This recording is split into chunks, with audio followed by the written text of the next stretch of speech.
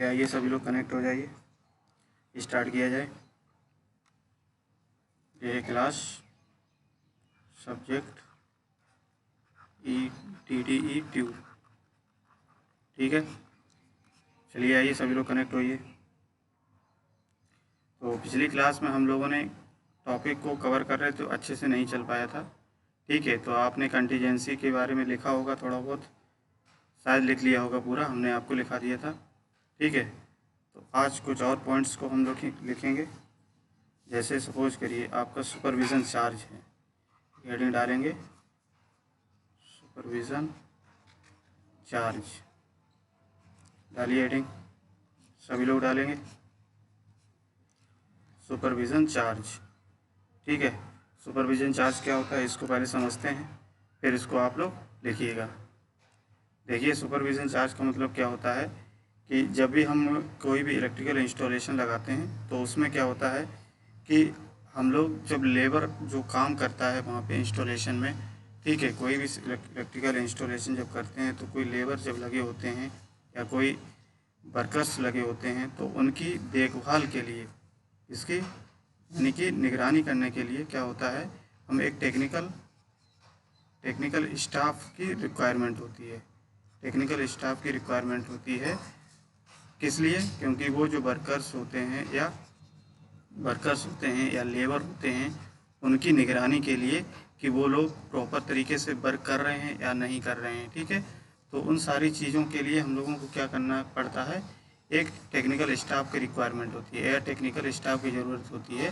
तो ये technical staff के जो खर्चे होते हैं या टेक्निकल स्टाफ के जो चार्जेस होते हैं वो आपके क्या कहलाते हैं, सुपरविज़न चार्जेस। यानी कि इनका टेक्निकल स्टाफ का मेन काम क्या है, इनका वर्कर्स या लेबर का सुपरविज़न करना, यानी कि देख रेख करना। क्या होता है, देख रेख करना एक तरीके से, ठीक है। देख रेख करने के लिए जो चार्ज लगते हैं टेक्निकल स्टाफ को दिया जाता है वो क्या होता है, आपका सुपरविज़न चार्ज के अंतर्गत आ जाता है, ठीक है। आ गया इतना समझ में? अब इसी चीज़ को आप लिख लीजिए, ठीक है, लिखिएगा। आपको बोलना है, आपको बोल के लिखना है।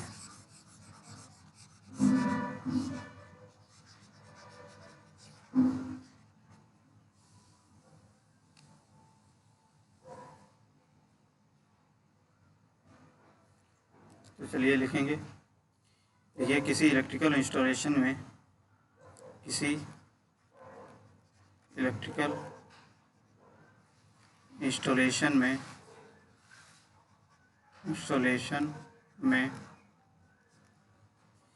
सामग्री तथा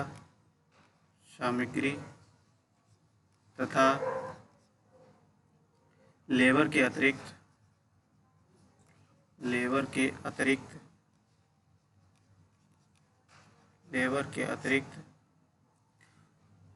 उन लेबर्स का, लिखिए आगे, उन लेबर्स का तथा उनके कार्यों का सुपरविज़न करने के लिए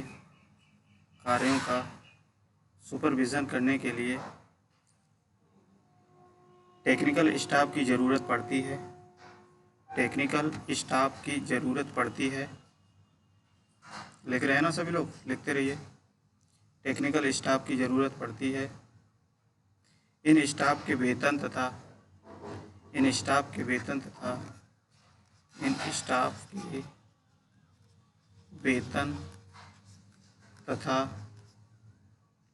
भत्ते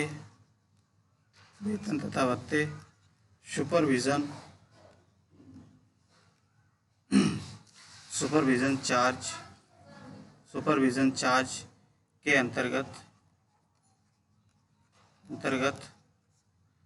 आते हैं।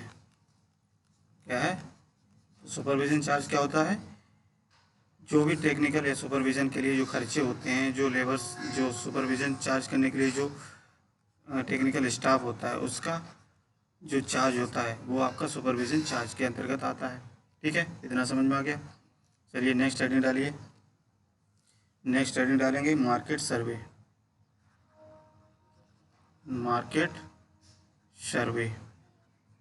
आ रहा है समझ में?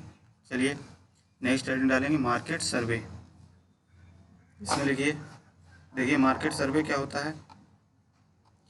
जब भी हम किसी इलेक्ट्रिकल इंस्टॉलेशन को लगाते हैं तो उसमें जो भी सामग्री या जो भी इक्विपमेंट या हम कह सकते हैं उपकरण ज़रूरत होती है, जो भी सामान की ज़रूरत होती है, ऐसे कह सकते हो, तो उस सामान को खरीदने के लिए हम लोगों को क्या करना पड़ेगा, या जो भी आपका स्टाफ होगा, ठीक है, वो क्या करेगा, मार्केट सर्वे करेगा। कोई भी सामान या सामग्री को खरीदने के लिए या लाने के लिए मार्केट सर्वे करेगा। अब ये मार्केट सर्वे क्यों करते हैं, क्योंकि हम ये देखते हैं कि कौन कौन सी कंपनी उस मार्केट में है, ठीक है, जो प्रोडक्ट बना रही हैं, जो प्रोडक्ट कौन कौन सी कंपनी बना रही हैं, कौन सा प्रोडक्ट आपका इफ़ेक्टिव है, यानी कि जिसके खर्चे भी कम हो, ठीक है, अच्छा भी हो और कम से कम भी हो, तो ये मार्केट सर्वे के अंतर्गत आता है। ठीक है, मार्केट सर्वे में हम लोग कौन कौन से पॉइंट्स को याद रखेंगे, कौन कौन पॉइंट्स को ध्यान रखेंगे, वो चीज़ हम लोग भी लिखा देंगे आपको। ठीक है, तो मार्केट सर्वे हेडिंग डालिए, इसमें हम लोग लिख लेते हैं। चलिए लिखिए, क्या लिखेंगे, लिखेंगे किसी इलेक्ट्रिकल इंस्टॉलेशन में, किसी इलेक्ट्रिकल इंस्टॉलेशन में, किसी इलेक्ट्रिकल इंस्टॉलेशन में प्रयोग होने वाले, प्रयोग होने वाली, होने वाली, होने वाली सामग्रियों की कॉस्ट, सामग्रियों, सामग्रियों की कॉस्ट उस इंस्टॉलेशन, उस इंस्टॉलेशन के total estimation and costing, estimation and costing, estimation and costing में बहुत अधिक प्रभाव डालती है, बहुत अधिक प्रभाव डालती है, प्रभाव डालती है। ठीक है, क्यों करते हैं सर्वे सर्वे, क्योंकि हम जानते हैं कोई भी जब हम मटेरियल खरीदेंगे, ठीक है, मार्केट से, तो सबसे पहले तो मटेरियल की बात करें तो जो भी आपकी टोटल एस्टिमेशन या कॉस्टिंग करते हैं, उस टोटल एस्टिमेशन या कॉस्टिंग में सबसे अधिक प्रभाव डालती है उसकी मटेरियल या सामग्री, ठीक है, या जो भी इंस्ट्रूमेंट्स होते हैं। तो इसीलिए हम लोगों को मार्केट का सर्वे करना बहुत अति आवश्यक हो जाता है। ठीक है, ये चीज़ तो हो गई। अब सर्वे करने के लिए देखिए कौन कौन सी चीज़ों को याद रखते हैं, क्या क्या पॉइंट्स याद रखने हैं, तो इसी के आगे लिखिए, क्या लिखेंगे, आगे लिखिए, अतः सामग्रियों की खरीद से पहले, अतः सामग्रियों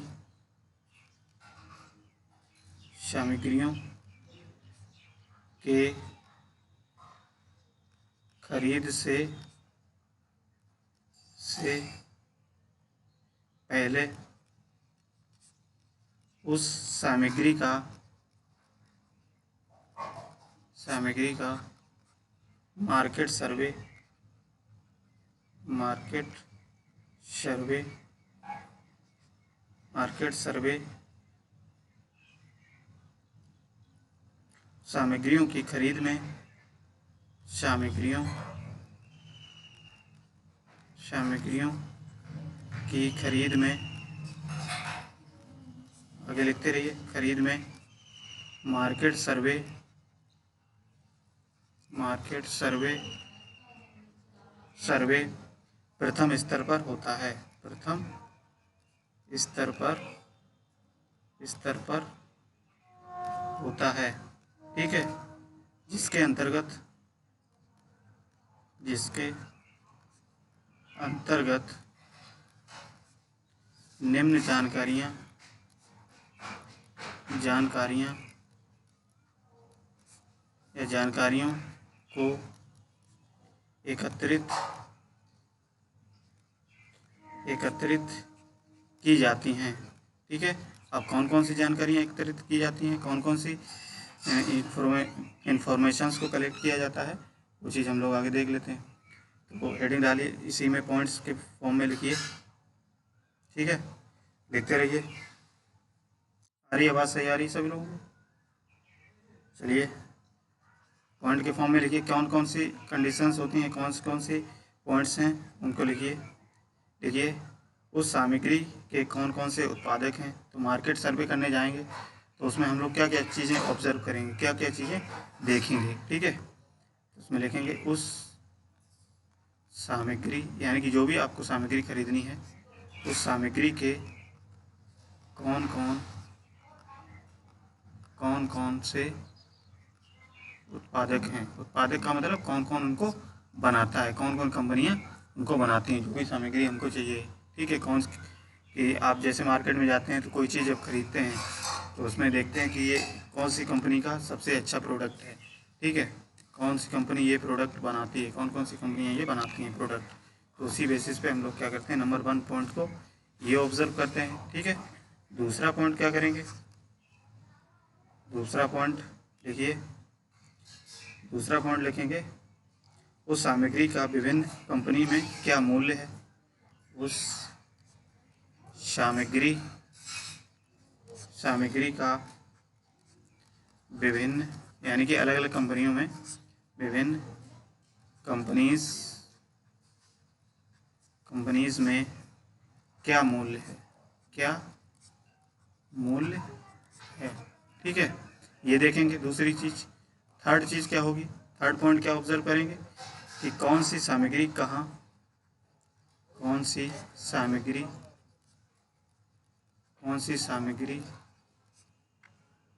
कहाँ और किस प्रकार के मूल्य पर उपलब्ध है, ठीक है। आगे लिख लीजिए, कौन सी सामग्री कहाँ और किस प्रकार के मूल्य पर उपलब्ध है। कौन सी सामग्री किस मूल्य पर उपलब्ध है, ठीक है।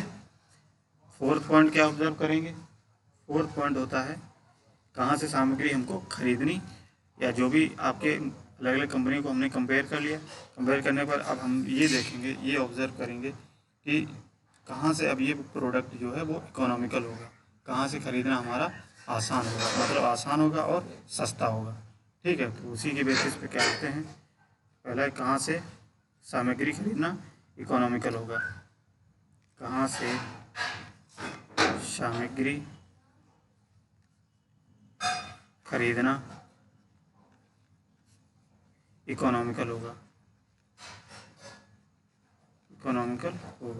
ठीक है। इतनी चीज़ें आपको याद रखनी है।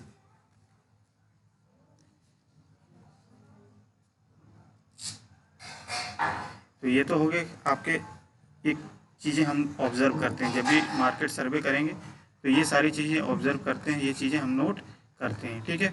अब अगर हम लोग बात करें कि कुछ प्रमुख तरीके भी होते हैं, कुछ टेक्निकल तरीके होते हैं कि इनको हम लोग कैसे करेंगे, ठीक है। तो हेडिंग आगे डालिए, मार्केट सर्वे के बहुत से तरीके हैं। मार्केट सर्वे के बहुत से तरीके हैं। कौन कौन से तरीके हैं, पॉइंट 1 लिखिए इसमें, नंबर पॉइंट 1 क्या है, मार्केट में घूमकर वस्तुओं का मूल्य पता करना। मार्केट में घूमकर वस्तुओं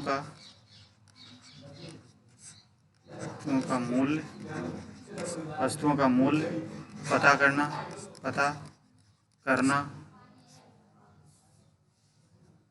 ठीक है। ये सारी चीज़ें होती हैं। और एक पॉइंट लिख लीजिए इसमें, कंपनीज के प्राइस लिस्ट,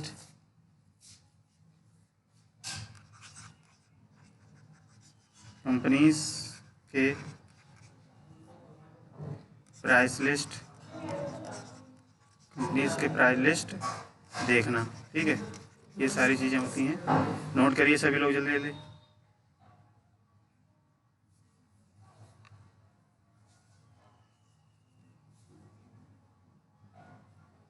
हो गया, नोट कर लिया। चलिए नेक्स्ट हेडिंग डालिए, प्राइस लिस्ट।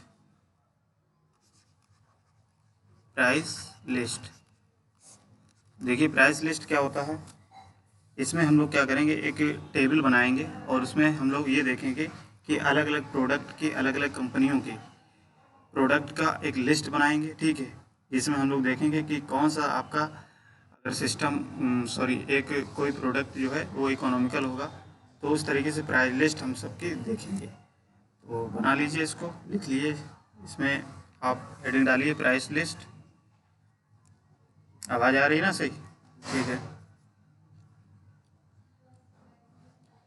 चलो लिखो, इसमें लिखो, चलिए लिखिए। प्रत्येक उत्पादक व विक्रेता अपने सामग्रियों की प्रत्येक उत्पादक व विक्रेता अपने सामग्रियों की एक सूची बनाता है। लिख लीजिए, प्रत्येक उत्पादक व विक्रेता अपने सामग्रियों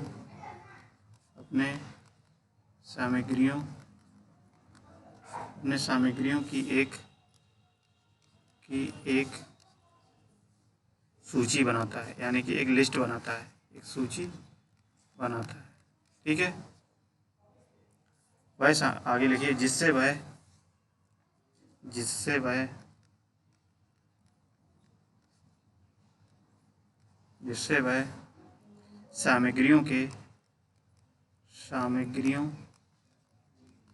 सामग्रियों के स्पेसिफिकेशंस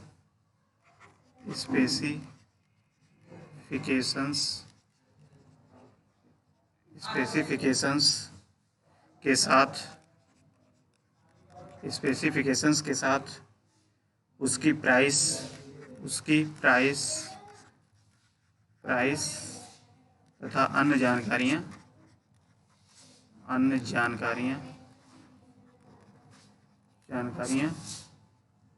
देता है, ठीक है। तो अब एक क्या करेंगे, प्राइस लिस्ट के हम लोग एक पूरा तरीके से बनाएंगे, किस तरीके से पूरा होता है, ठीक है। आगे लिखिए, सामग्रियों की इस प्रकार की सूची प्राइस लिस्ट कहलाती है, ठीक है। इतना आ गया समझ में?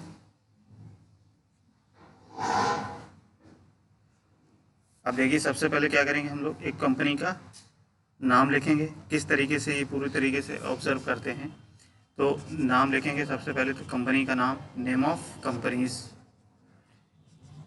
प्राइस लिस्ट बनाएंगे, तो प्राइस लिस्ट बनाने के लिए सबसे पहले तो क्या किया जाएगा, कंपनी का नाम लिखा जाएगा। तो यहाँ पे क्या हो जाएगा, कंपनी का नाम हो जाएगा इस तरीके से, ठीक है। ये कंपनी का नाम हो गया। अब क्या करेंगे, एक लिस्ट बनाएंगे। सबसे ऊपर रहेगा क्या, कंपनी का नाम, फिर इसमें एक लिस्ट बनाइए। लिस्ट इस तरीके से बनाएंगे, ठीक है। लिस्ट में क्या होगा, सबसे नंबर 1 पे आप लिखेंगे सीरियल नंबर। ऐसे बना लीजिए, ज़्यादा नहीं बनाना है, बस 2-4 प्रोडक्ट का बना लेना है। 2-4 प्रोडक्ट के बाद फिर आप ज़्यादा ऑब्जर्व, एक तरीका आप समझ लीजिए, ठीक है, किस तरीके से प्राइस लिस्ट बनाई जाती है, ठीक है। ज़्यादा नहीं विशेष देना है ध्यान। तो यहाँ पे हो जाएगा सीरियल नंबर, इस तरीके से बनाइए, सीरियल नंबर, ठीक है। यहाँ पे लिखिए नेम ऑफ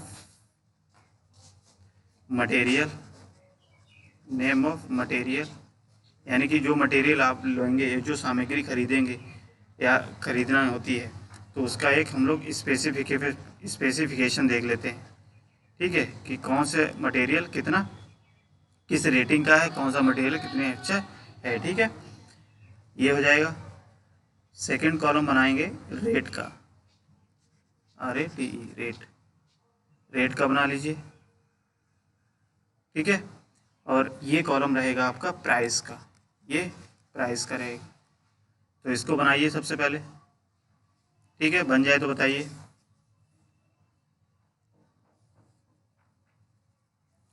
बन गया?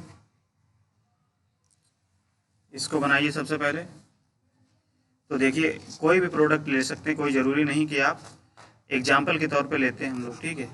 क्या है, एक एग्जाम्पल ले रहे हैं ये कि किस तरीके से बनाया जाता है। एग्जाम्पल के तौर पे हमने कोई ले लिया, सीरियल नंबर 1 में कोई भी प्रोडक्ट ले सकते हो, कोई ज़रूरी नहीं कि आप, हम जो लिखा रहे हैं वही आपको लेना है, कोई भी ले सकते हो।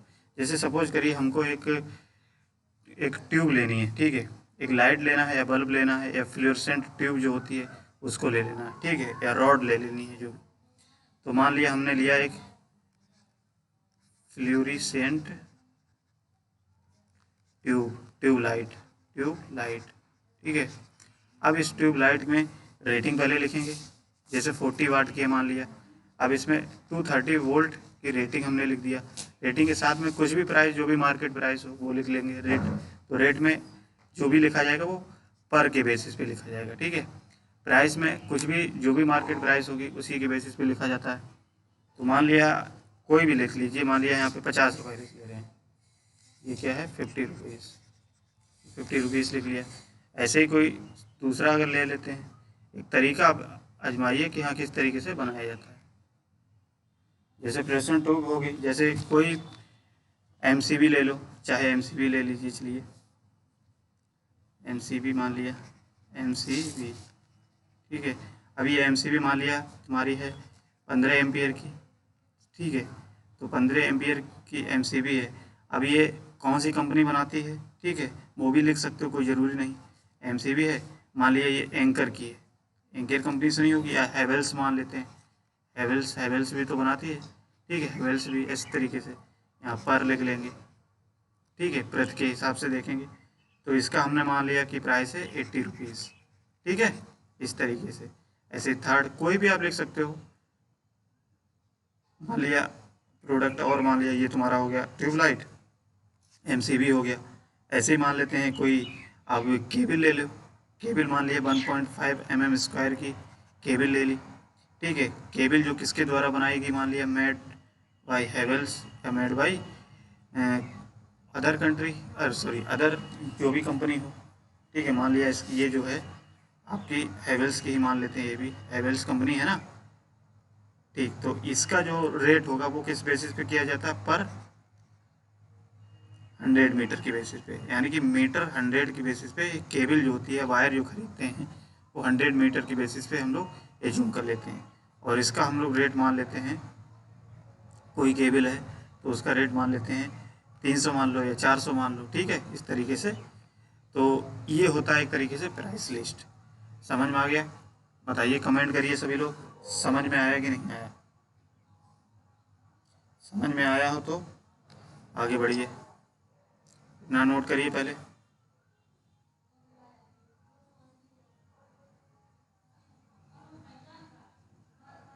हो गया? तो ये क्या होता है, एक तरीके से प्राइस लिस्ट आपको इस तरीके से बनानी होती है, इसको नोट कर लीजिए।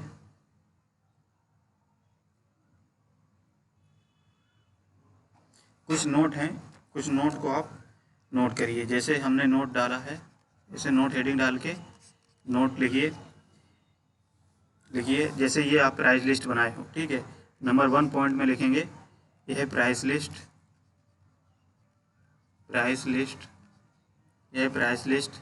मान लिया दिनांक, दिनांक लिख लेंगे यहाँ पे, ठीक है, को जारी की गई है, को जारी की गई है, की गई है, ये लिखेंगे। दूसरा पॉइंट नोट में लिखेंगे कि जो भी स्टेट जीएसटी होता है, स्टेट जीएसटी, जीएसटी और सेंट्रल जीएसटी, सी का मतलब क्या है, सी जीएसटी, सी जीएसटी का मतलब है आपका सेंट्रल जीएसटी, यानी कि जो केंद्र में जीएसटी लगता है, सेंट्रल जीएसटी, जीएसटी, ठीक है। इसको हम लोग क्या करेंगे, वो भी इंक्लूड करेंगे। जीएसटी जो अलग अलग होगी, अलग अलग से दे होगी, अलग से देना पड़ेगा, है ना। ये सारी चीज़ें, कुछ और होते हैं जैसे ट्रांसपोर्टेशन चार्ज है, ठीक है, ट्रांसपोर्टेशन चार्ज जो भी होता है वो भी अलग से देना पड़ता है।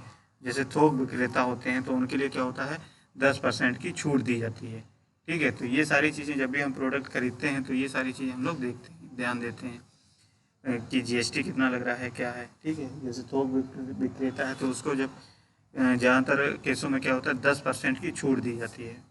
तो इसमें लिख लीजिए transportation, transportation charge, transportation charge अलग से देना पड़ता है, ठीक है, अलग देय है। समझ गए। जैसे फोर्थ पॉइंट की अगर बात करें तो इसमें फोर्थ पॉइंट और लिख लीजिए, इस क्या है, थोक विक्रेता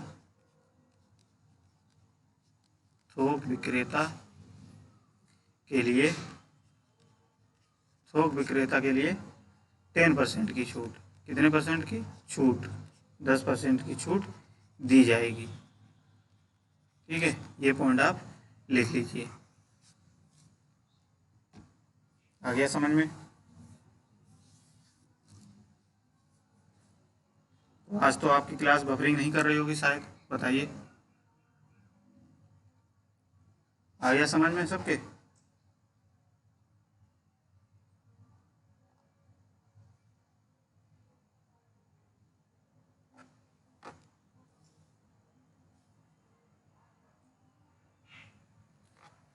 ठीक है।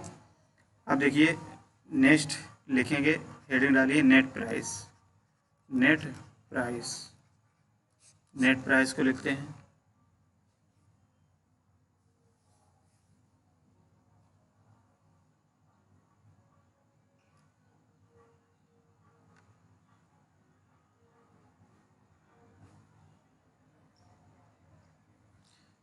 तो देखिए इसमें क्या होता है, जैसे कुछ जहाँ जनरली ये देखा गया है कि सामान्यतः क्या होता है कि जो प्राइस लिस्ट होती है उस प्राइस लिस्ट में क्या होता है, जो प्राइस लिस्ट होती है आपकी, ठीक है, इस प्राइस लिस्ट में क्या होता है, टैक्सेस को जनरली इंक्लूड नहीं किया जाता है, टैक्सेस को नहीं लगाया जाता है, ठीक है।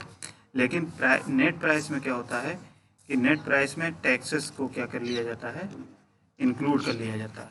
क्या कर लिया जाता है? इंक्लूड कर लिया जाता है, यानी कि जोड़ लिया जाता है, ठीक है। तो यही नेट प्राइस में और ये प्राइस लिस्ट में अंतर होता है, ठीक है। ये चीज़ आप ध्यान रखेंगे। क्या अंतर होता है कि जो प्राइस लिस्ट होती है, प्राइस लिस्ट में टैक्स को इंक्लूड नहीं किया जाता है, जबकि नेट प्राइस में टैक्सेस को इंक्लूड कर लिया जाता है, ठीक है। तो ये पॉइंट हो गए। अब इसमें लिख लीजिए, लिखा दे रहे हैं आपको, लिखेंगे क्या, सामान्यतः प्राइस लिस्ट में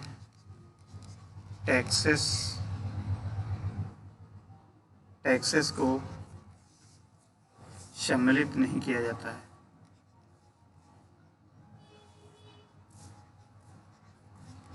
सम्मिलित नहीं किया जाता है, नहीं किया जाता है, ठीक है, नहीं किया जाता है। यदि आगे लिखिए, यदि सूची में टैक्सेस को सम्मिलित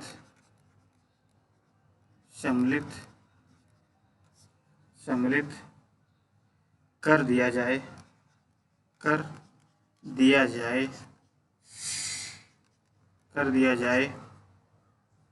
तो प्राप्त मूल्य क्या हो जाएगा, नेट प्राइस हो जाएगी। प्राप्त मूल्य नेट प्राइस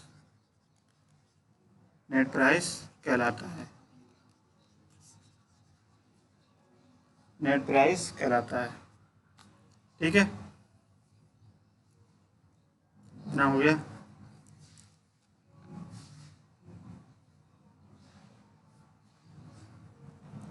नेट प्राइस कहलाता है।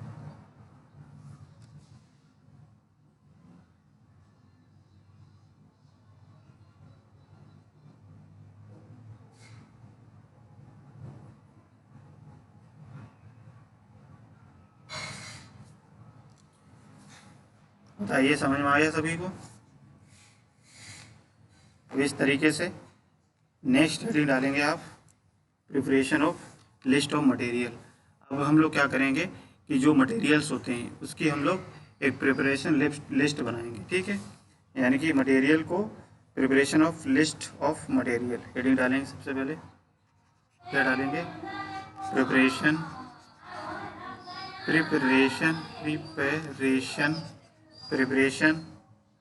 ऑफ लिस्ट ऑफ मटेरियल, ठीक है।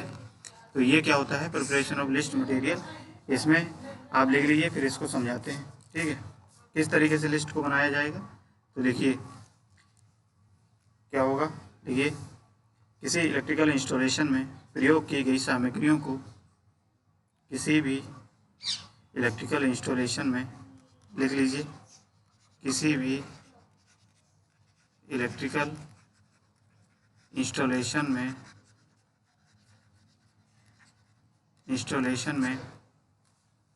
प्रयोग की गई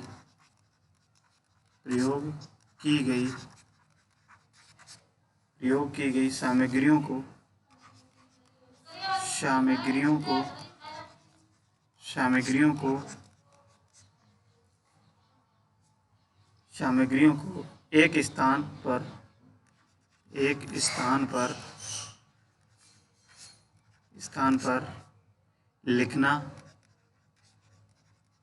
पर लिखना सामग्रियों की सूची कहलाता है। सामग्रियों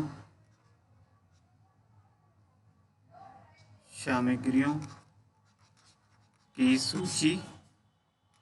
सूची कहलाता है, ठीक है।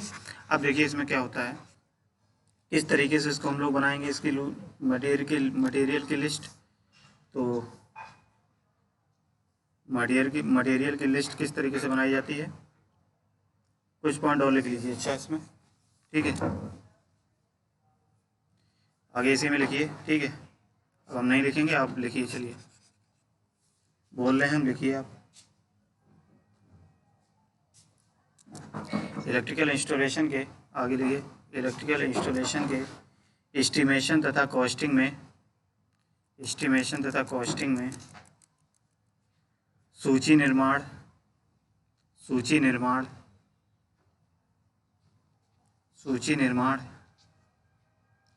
निर्माण मीन्स प्रिपरेशन लिस्ट, ठीक। सूची निर्माण एक महत्वपूर्ण प्रक्रिया है, कैसी है, एक महत्वपूर्ण प्रक्रिया है, हो गया, एक महत्वपूर्ण प्रक्रिया है।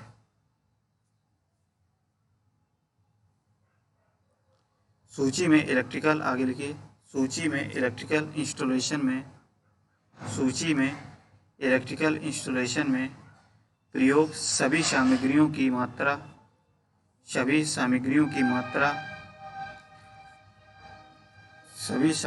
मात्रा,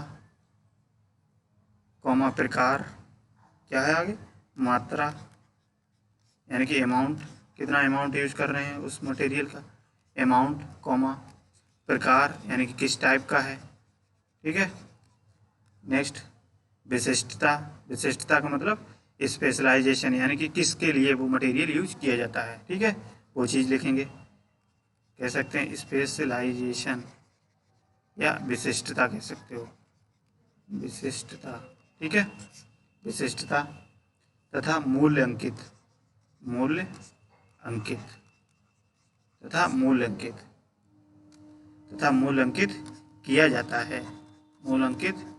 किया जाता है, ठीक है, लिख लिया, बताइए, कमेंट करिए सभी लोग। ये हो गया। अब देखिए मटेरियल लिस्ट हम कैसे बनाते हैं, इसको भी देखिए, लिखेंगे मटेरियल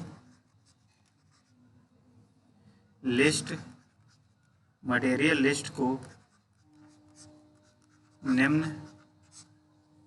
निम्न प्रकार बनाया जाता है, ठीक है। इस तरीके से बनाया जाता है, देखिए सबसे पहले लिखेंगे सीरियल नंबर और इस तरीके से टेबल बनाएंगे, फिर इसको बना लीजिए, अच्छा, यहाँ लिखेंगे नेम ऑफ मटेरियल, यानी कि कौन सा मटेरियल है, क्या मटेरियल है वो लिखेंगे, उसकी स्पेशलाइजेशन लिखेंगे, स्पेशलाइजेशन या स्पेसिफिकेशन कह सकते हैं इसको, स्पेसिफिकेशंस, ठीक है, स्पेसिफिकेशन हो गया। नेक्स्ट जो कॉलम बनाएंगे आप इस तरीके से बना लेंगे, बनाइए इसको अच्छे से, ये बहुत ज़रूरी क्लास है, ठीक है, आप देखते रहिए इसको। जो क्लास नहीं कर रहे हैं उनको बताइए क्लास करें, ठीक है। इसमें क्या करेंगे हम लोग, दो टाइप के कॉलम बनाएंगे। इसमें क्या करेंगे, एक लाइन और खींचेंगे ऐसे ऐसे, और यहाँ पे लिखेंगे रिक्वायर्ड। रिक्वायर्ड यानी कि कितनी आपको ज़रूरत है, उस हिसाब से रिक्वायर्ड क्वांटिटी। रिक्वायर्ड क्वांटिटी यहाँ पे हो जाएगा क्वांटिटी का, और यहाँ पे हो जाएगी उसकी यूनिट, ठीक है। यहाँ पे लिखेंगे कमेंट। कमेंट का मतलब कि आप ये बताएंगे ये मटेरियल उसका कैसा है, ठीक है, अच्छा है, ख़राब है, बुरा है, ठीक है। वो चीज़ क्या होता है कमेंट में लिखेंगे। वो कमेंट मांगता है, यानी कि आप कमेंट का मतलब आप उसका फीडबैक देंगे एक तरीके से मटेरियल का, ठीक है। तो इस तरीके से बना लेंगे। अब मान लिया कोई एग्जांपल ले लो, कोई नंबर 1 कोई भी प्रोडक्ट ले लो मटेरियल, ठीक है, कोई भी मटेरियल ले सकते हो। तो इस तरीके से हम उसका स्पेसिफिकेशन, रिक्वायर्ड, कमेंट, ये सारी चीज़ें इस लिस्ट में इस तरीके से एक प्राइस मटेरियल की लिस्ट बना लेते हैं, ठीक है। समझ में आ गया, बताइए, इतनी चीज़ समझ में आई सभी लोगों को? इसको बनाइए,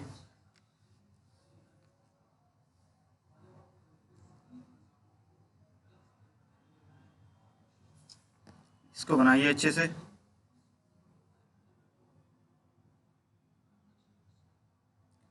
नेक्स्ट आपकी हेडिंग क्या होगी, calculation of material and labour cost. Next चीज़ क्या होती है, calculation of material, calculation of material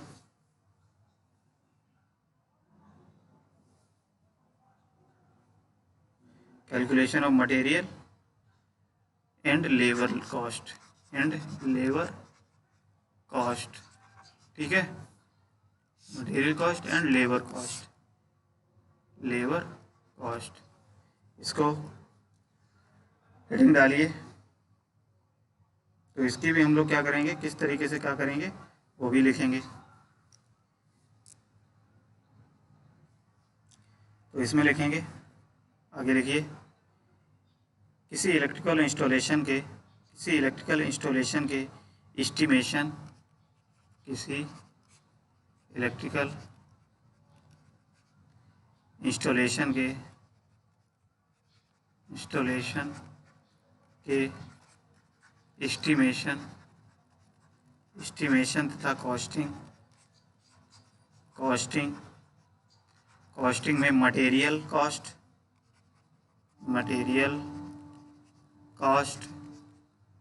तथा लेबर कॉस्ट एक महत्वपूर्ण तथा बड़ा भाग होता है, या महत्वपूर्ण या मोस्ट इम्पोर्टेंट भाग होता है, इसे लिख लीजिए। एक बहुत महत्वपूर्ण और बड़ा भाग होता है, ठीक है, ये मेन पार्ट होता है इसका। इतना हो गया, आगे लिख लीजिए, हमने नहीं लिखाया है। और इसी में आगे लिखेंगे, यदि बनाई गई मटेरियल लिस्ट,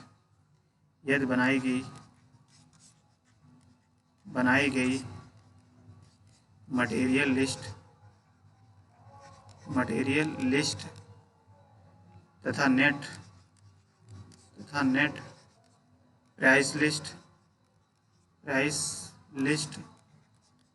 मटेरियल लिस्ट तथा प्राइस लिस्ट में यूनिट रेट तथा टोटल कॉस्ट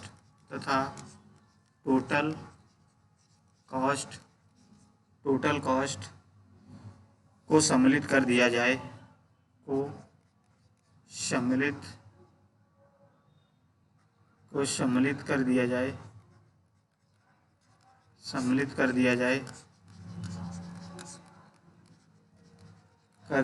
तो सामग्री के कॉस्ट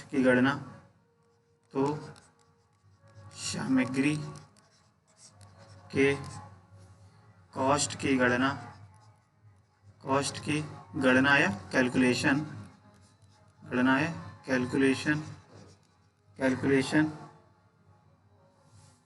गणना या कैलकुलेशन की जा सकती है, की जा सकती है। ठीक है, हो गया इतना, बताइए। अब इसकी भी एक लिस्ट बना लीजिए, कैलकुलेशन की लिस्ट। सबसे पहले सीरियल नंबर लिखेंगे, ठीक है, लाइन खींचेंगे, यहाँ पे लिखेंगे नेम ऑफ मटेरियल, मटेरियल का नाम, देयर देयर स्पेसिफिकेशन, और उस मटेरियल की स्पेसिफिकेशन। स्पेसिफिकेशन का मतलब क्या है, उसकी एक तरीके से रेटिंग्स। ठीक है, ये बनाएंगे। यहाँ पे लिखेंगे रिक्वायर्ड मटेरियल, रिक्वायर्ड मटेरियल, ये हो जाएगा रिक्वायर्ड मटेरियल। और यहाँ पे हो जाएगा रेट, रेट पर यूनिट में, कैसे, पर यूनिट में। ठीक है, बना लीजिए आप अच्छे से, इसको बनाइए। यहाँ पे रुपए लिखिए, यहाँ पैसे लिखेंगे। ठीक है, रुपए पैसे में यहाँ पे अगर कोई रुपए है, मान लीजिए 10 रुपये 50 पैसे, तो यहाँ पे ऐसे लिख देंगे। ठीक है, बस इस तरीके से। और यहाँ पे लास्ट जो ऑप्शन आपका टेबल का बनेगा वो बनेगा कमेंट का। कमेंट के लिए क्यों बनाया जाता है, फीडबैक देने के लिए। ठीक है, इस तरीके से ये लिस्ट बन जाएगी, किसकी, आपकी कैलकुलेशन की लिस्ट बन जाएगी।